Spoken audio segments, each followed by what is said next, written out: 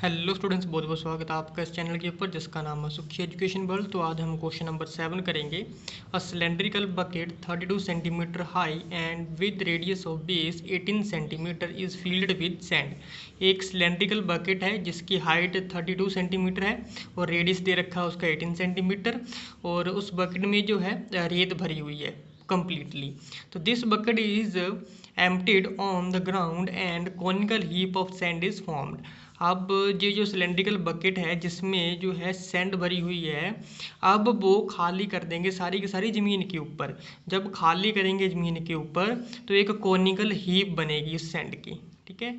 If the height of conical heap is 24 centimetre find the radius and slant height of heap.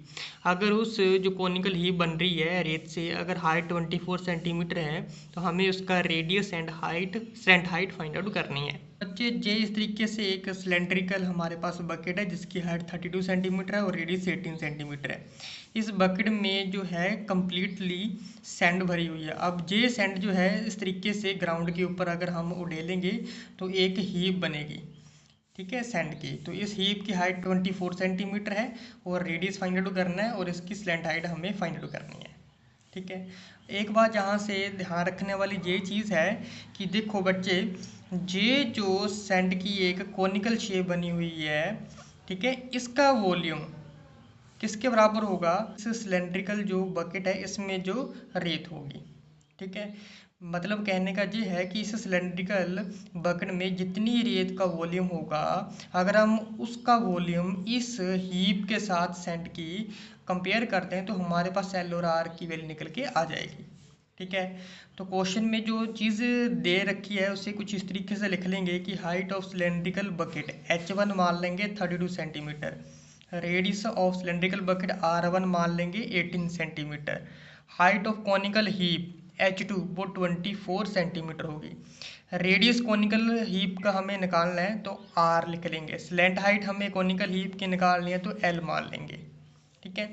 तो question के मुताबिक according to question यहाँ पर लिख देंगे volume of sand in cylindrical bucket equal to volume of sand in conical heap. थोड़ा short में लिख रहा हूँ यहाँ पर। तो वॉल्यूम ऑफ सिलेंडर का, जिसमें सैंड रखी हुई है, उसका वॉल्यूम, तो सिलेंडर का वॉल्यूम जो है वही सैंड का वॉल्यूम होगा। तो सिलेंडर का वॉल्यूम क्या होता है? पाई आर स्क्वायर एच, और हाइट H1 है सिलेंडर के लिए, रेडियस R1 है, इक्वल टू वॉल्यूम जो है कोनिकल का, तो कौन का वॉल्यूम क्या होता है? 1/3 पाई आर स्क्वायर एच। ठीक है। अब पाई दोनों तरफ है, वैल्यू कट जाएगी। रेडियस जो है हमारे पास सिलेंडर के लिए वो 18 है, तो 18 का स्क्वायर मल्टीप्लाई बाय हाइट जो है सिलेंडर के लिए, वो हाइट हमारे पास है 32, equal to 1/3 multiply by radius जो है, ये तो वैल्यू निकालनी है तो r square as it is आएगा। हाइट दे रखी है 24 कॉनिकल हीप के लिए। अब ये 3 से कट जाएगा, ये 8 बन जाएगा। ठीक है। यहाँ से अगर आर स्क्वायर की वैल्यू निकालेंगे तो किसके बराबर आएगी? 18 स्क्वायर मल्टीप्लाई 32, जे मल्टीप्लाई में नीचे साइड जाके बच्चे डिवाइड में हो जाएगी चीज़, तो 8 4 का 32 हो जाएगा। अब 18 का स्क्वायर जो है वो होता है 324, इसे मल्टीप्लाई कर देंगे हम 4 के साथ, तो जो रिज़ल्ट आता है वो आता है 1296।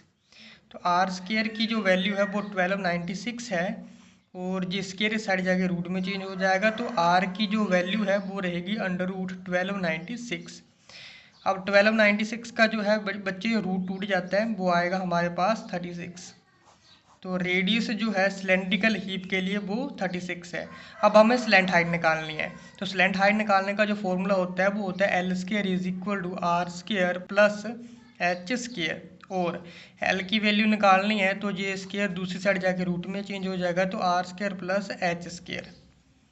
ठीक है जी। अब रेडियस की वैल्यू हमने कॉनिकल के लिए निकाल रखी है 36, तो ये आ जाएगा 36 इसका स्क्वायर प्लस हाइट, हाइट कितनी है बच्चे? 24 कॉनिकल के लिए 24 का ये आ जाएगा स्क्वायर। ठीक है। रूट 36 का स्क्वायर कितना? 1296 हो जाएगा, प्लस 24 का होता है 576, दोनों को ऐड करेंगे, ऐड करने के बाद ये चीज़ आती है हमारे पास 1872। और अब हम इससे भी तोड़ लेंगे 1872 को, ये बनता बच्चे 144 मल्टीप्लाई बाय 13। अब 144 का तो रूट टूट जाता है बच्चे, जी आ जाएगा 12, अंदर रूट आ जाएगा 13। तो एल की वैल्यू जो है वो हमारे पास निकल के आ चुकी है 12√13। अगर आगे रूट नहीं निकालना आता तो आप यहाँ पर भी छोड़ सकते हो, ये भी करेक्ट आंसर होगा। होप की वीडियो अच्छी लगी होगी। अच्छी लगे तो चैनल को सब्सक्राइब करना मत भूलिएगा। हम मिलते हैं अपनी नेक्स्ट वीडियो में।